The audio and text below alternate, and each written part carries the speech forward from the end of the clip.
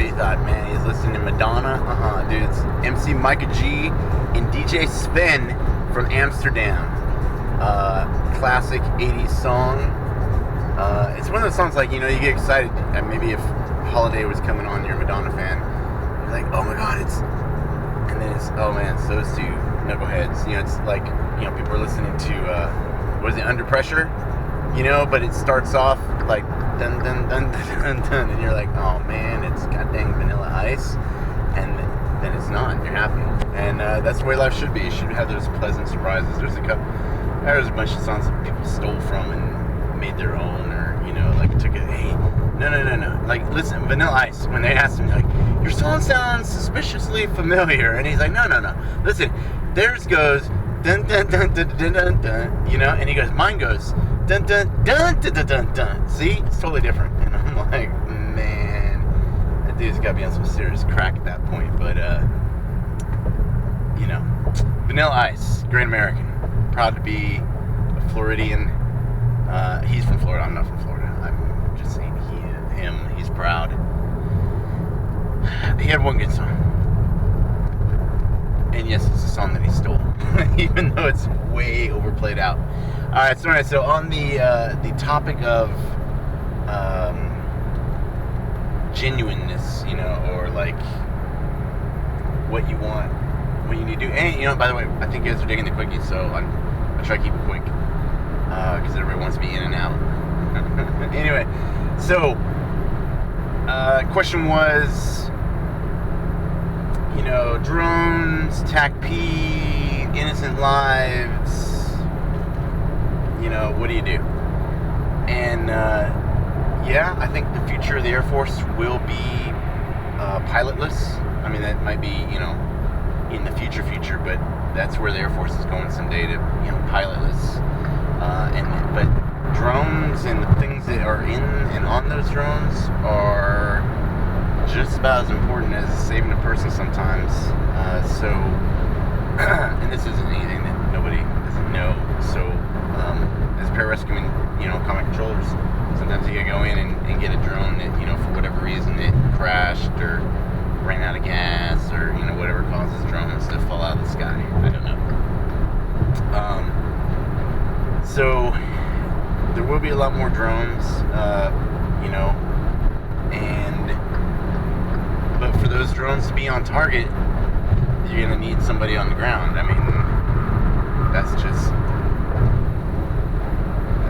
the future there. That's warfare itself. You need somebody on the ground to make sure things happen, or things happen afterwards, or things of that nature. So we need TACP, we need combat controllers. As I've said this before, TACP is more of a conventional, but there are your soft TACPs, and then combat controller is, the Air Force's answer to Ares, the god of war, because what a combat controller can do, what a TACP can do, but JTAC, what they can do is rain hell down, like Sodom and Gomorrah style. Like, I always start by, I'm like, God was actually technically the first combat controller, because what they did at Sodom and Gomorrah, that was some hard work. Had some beers afterwards, said, it was a good day. So I mean, that's combat control. So it's not a bad way to go.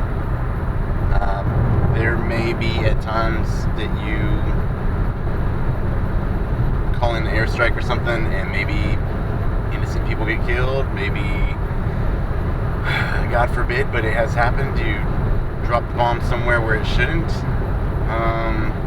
Including on your friends or yourself. I mean, it's happened. So it's not cowardice, and just bear with me, because people say, oh, the way you guys drop bombs on people indiscriminately, and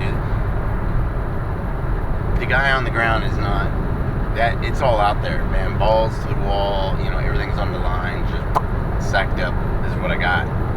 And it's a good job if you want to be a TAC P, if you want to be a combat controller, if you want to be a SAL T, you want to be a C, whatever you want to be, if your heart's in the right place and you want to do this, go with it. You know, don't go into it, like I don't go into my days going, you know, what if, you can't what if all that stuff, you know, you can what if some things, but there are some doors that you don't open, and I think that thinking about something of that grand scale and nature, you know, just take it day by day, you know, if you're not meant to be there, you won't be there in the end, so don't worry about it. I wouldn't, you know, I don't even know what I would classify myself religiously as, but I think God, Jesus, and me good are good, and you know, I'm good. You know, I do right by people and try to be a good person and call it a day.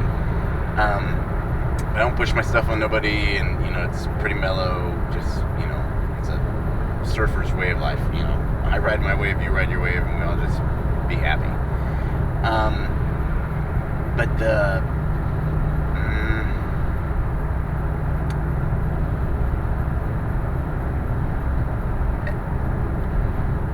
so when I was a young cone and I'm at Indoc, you know, someone asked me some question. They're like, "What if you got to kill somebody?" You know, you seem pretty. I don't remember the word he used, but basically it was like you didn't seem like much of a killer. And so I'm like, I don't know, it's good, you know. So I kind of pondered about it for a day, and I went to sleep and had this dream. And when I woke up, this was my answer.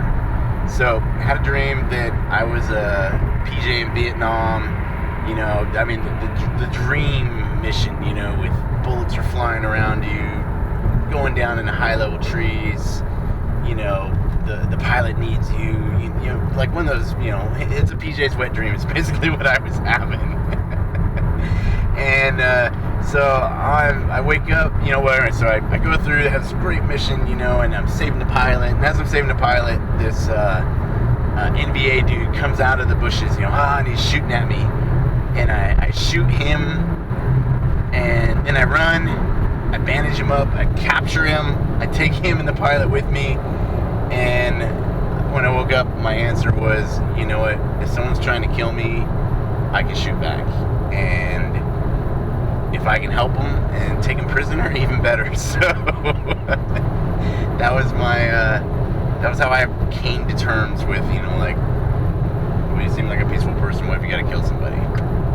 You know, that's my take on it. So, if you want to be it, be it. I think I keep saying that, and I'm worried about being a broken record, but I know that sometimes